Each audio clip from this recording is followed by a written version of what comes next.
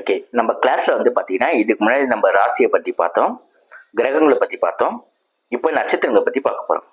மொத்த நட்சத்திரங்கள் 27 நட்சத்திரங்கள் இருக்காங்க.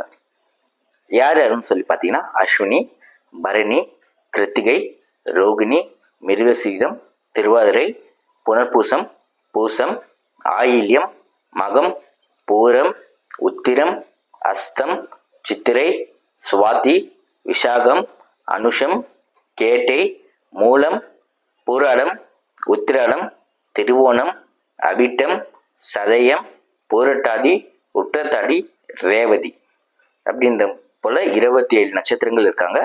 அந்த 27 நட்சத்திரங்களோட பேரையும் சொல்லியாச்சு. இப்போ வந்துட்டு எந்தெந்த நட்சத்திரம் எந்தெந்த கிரகத்திற்குரிய நட்சத்திரம் அப்படின்றத பார்க்க போகிறோம். அந்த கிரகத்தினுடைய தசாந்துகளை பற்றி பார்க்க போகிறோம்.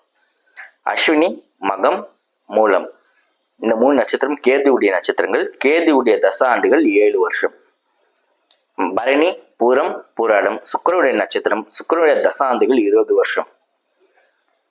கிருத்திகை, உத்திரம், உத்திராடம் சூரியனுடைய நட்சத்திரம். சூரியனுடைய தசாண்டுகள் 6 வருடம். ரோகிணி, அஸ்தம், திருவோணம் சந்திரனுடைய நட்சத்திரம். சந்திரனுடைய தசாண்டுகள் 10 வருடம்.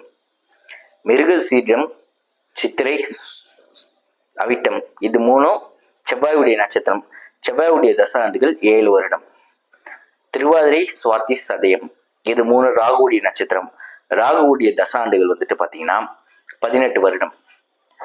புனர்பூசம், விசாகம், புரட்டாடி குருவுடைய நட்சத்திரம். குருவுடைய தசாண்டுகள் 16 வருடம்.